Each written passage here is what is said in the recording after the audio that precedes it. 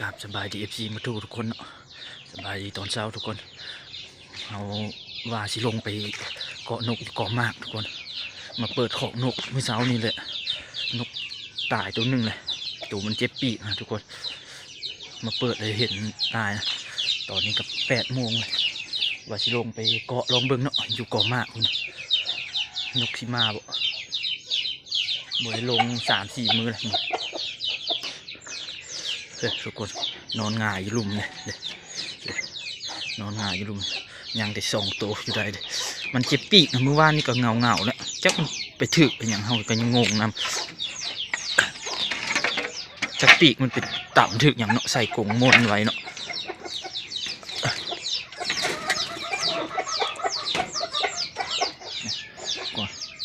โตงามๆห้องดีๆได้ตัวนี้ก็โดดเลย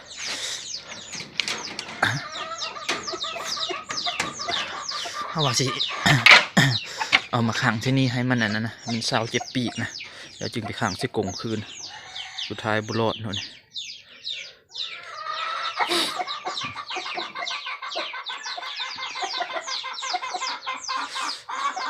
บุรอดซ้ำทุกคนนะยัง2 ตัวอยู่ใน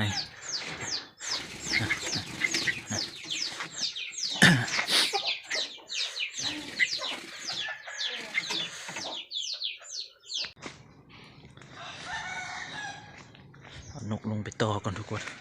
ต่ออยู่เกาะมากนะตอนนี้ก็8 โมงปลายเลยแต่ว่าหมอกยังบดจางอยู่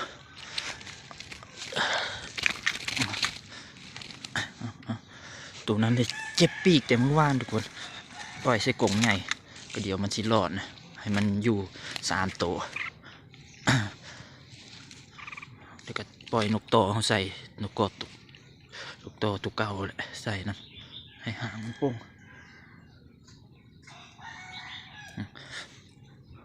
2 ตัวอยู่เฮือนนี่ก็อยู่กรงเขี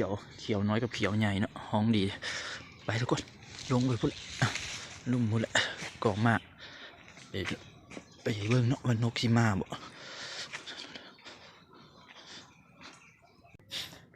ลงมานี่ก็ได้ยินเลยทุกคนเสียงนกป่าเลยทุกคนแหละบังกกมากพุ่นแหละห้องอยู่มาไวเลยมื้อนี้ก็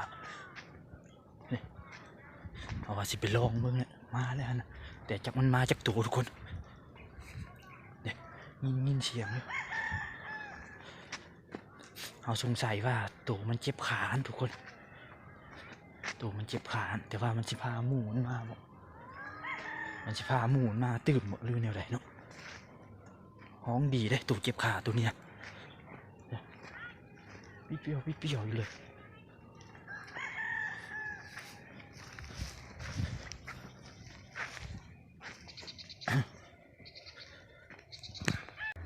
ลงมาหน่อยน้ำเลยทุกคน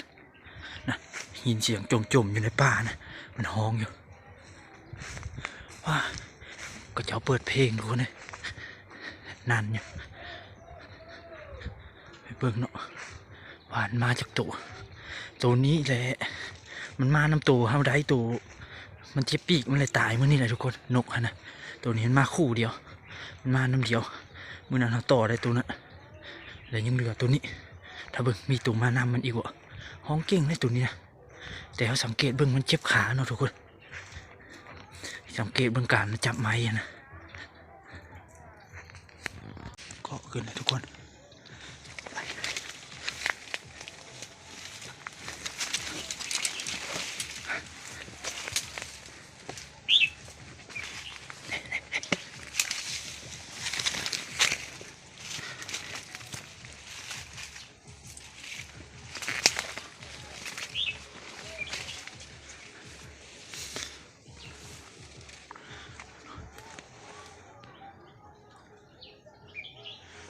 ห้องอยู่นอกหมด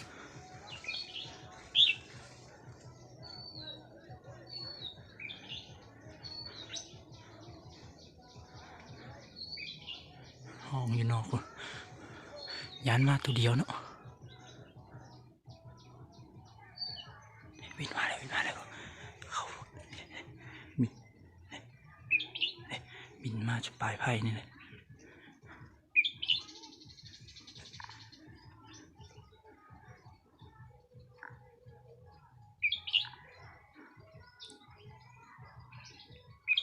กเฮาอันอ้อยอยู่แวกก็แรกอยู่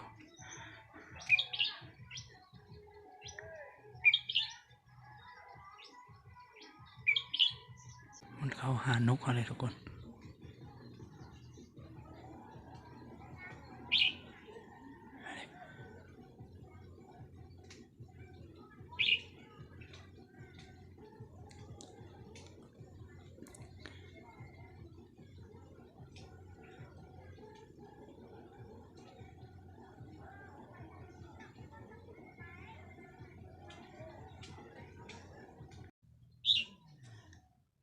บินเข้าบินออกอยู่ทุกคนมาตัวเดียวคือเก่าออกไปห้องอยู่เลยเมื่อกี้เขามาหานกคิดว่ามันคิดว่าจะพาหมูมาหมูพามาตัวเนี้ยมันคู่โตนเป็นคู่เดียวกับตัวเอาได้มันเมื่อเลยเจ็บปีกนะตัวมันตายเมื่อเช้านี้เนาะทุกคนคู่มันตัวนี้แต่ตัวนี้ห้องดีได้มึงพังทุกคนเสียงโคตร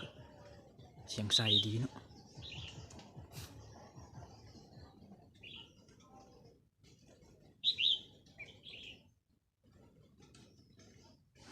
ดอกแดงกินมากอยู่เทอมนี้ทุกคนมากี่เรานะ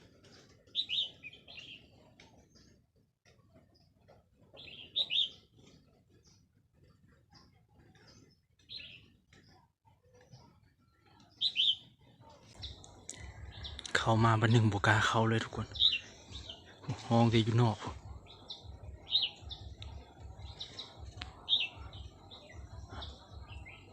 ห้องอยู่พูนกอไผ่ใหญ่อยู่นอก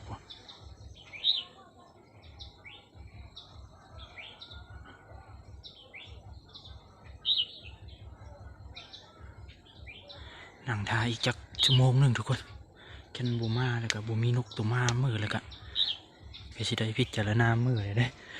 เพราะตัวนี้ยันบุลงแล้วทุกคนมันรักแล้วตัวนี้นะมานั่นทุกคน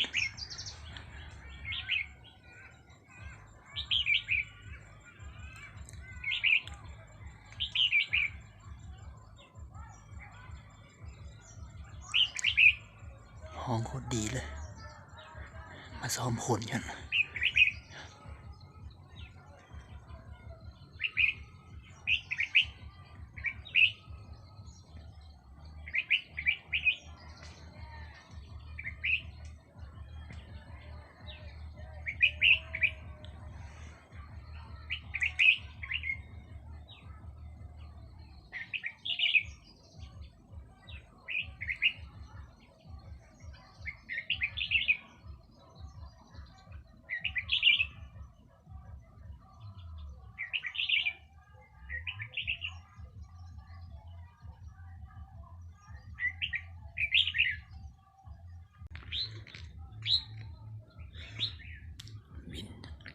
บินเข้ามาแล้วออกทุกคนคือมันสิหูเลยเนาะตัวนี้เนาะมันเคยเห็นหมูมันถือเลยนั่งจักหน่อยประมาณหอด 10 โมงทุกคนแค่มันบอกเข้ามาแล้วกะสิมขึ้นเมื่อแหละเพราะว่ายามมันบกกล้าลงเลยตัวนี้นะเขาคิดว่ามันสิพาหมูมันมาเขาจึงลงมาต่ออีกนี่แค่เรือตัวเดียวนี่มันบ่ลงมาต่อเลยเพราะว่ามันเจ็บขาเนี่ยทุกคนมันระแวงเนี่ยกับมันเคยเห็นหมูมันถือเนี่ยมันเลยระแวง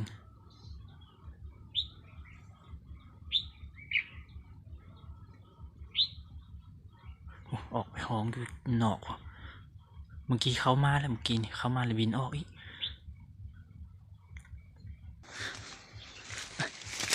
กูนกเมื่อทุกคน10 โมงเลยมาเกาะนี่ก็2 ชั่วโมงเลยไปห้องอยู่พุ่นเลย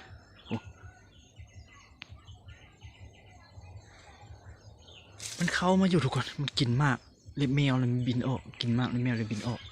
มันลืงเลยนะทางนี้เขากับเพิดตู้นั่นเนี่ยก็สิขึ้นเมื่อเอานกขึ้นเมื่อทุกคนมานั่ง2 ชั่วโมงบูมีตัวอื่นมากนกนะเหลือแต่ตัวเดียวนี่นะห้องเทิงมันเหลือแต่ตัวเดียวทุกคนเลย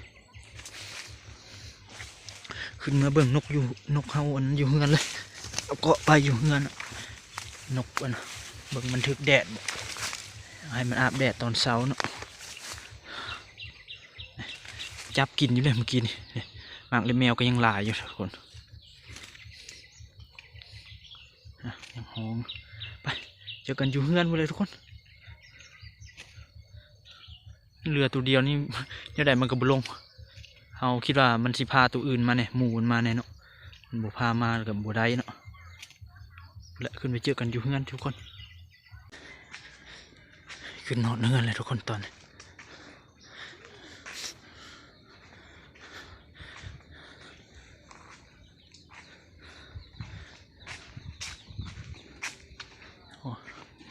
สองตัวนี่แข็งแห้งอยู่สองตัวอยู่ของไปสอกเกาะนกตัวนี้ก่อนนกตัวนี้ไว้ก่อนป่าให้มันห้องก่อนวันนี้อากาศดีมื้อนี้นะแดดดีแดดออกอยู่ตัวหันปลามันห้องอยู่ลุ่มมันแหละมันบาป่วงมันแหละตัวน่ะมาตัวเดียวบุกาตุนเกาะน้ำแถวงามไม้แถวนี้ก่อน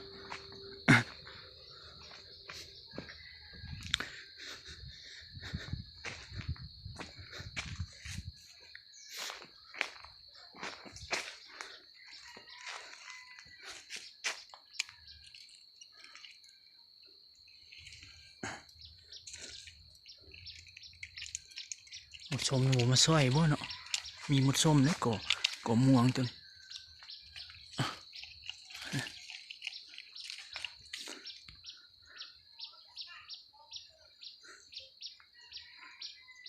มาหอดนั่นแล้ว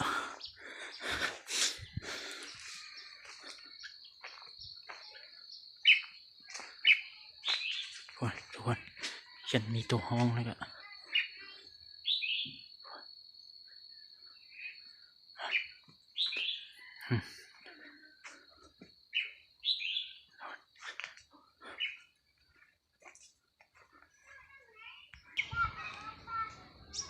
ตัวนึงเกาะอยู่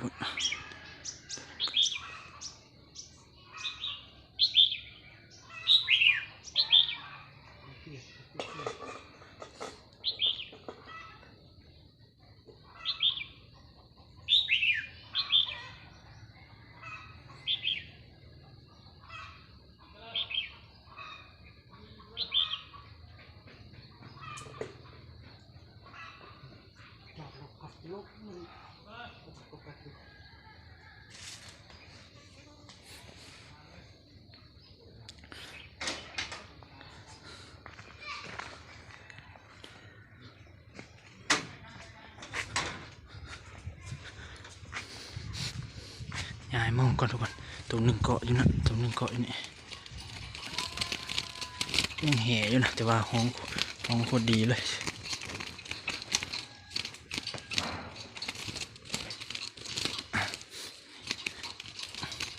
นก7-8 วันเนาะนกโอ้โหดินหิงเลยตัวตายกับดินเนี่ยนี่หรือเปล่าดินเนี่ยก็จะปีกไปถึงยัง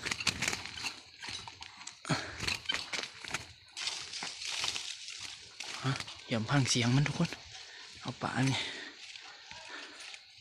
สินั่งอยู่ตั้งเนาะตั้งไกลๆนี่ถ้าพังเสียงมัน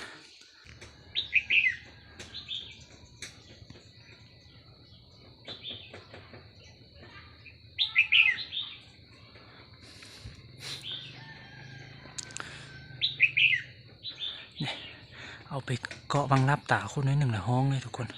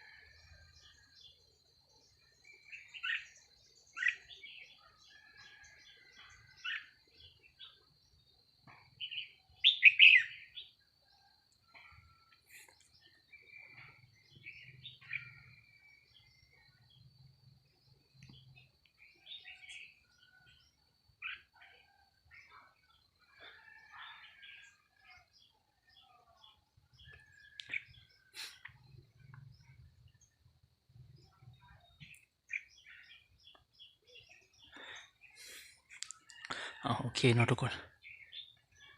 คลิปนี้ก็สิจบเพียงเท่านี้ฝาก FC ทุกคนแล้วเข้ามาเบิ่งกดไลค์กดแชร์เนี่ยเนาะนกก็ห้องดีอยู่ตัวนี้ห้องดีหมด2แหละก็บางลีคนหน่อยหนึ่งในห้อง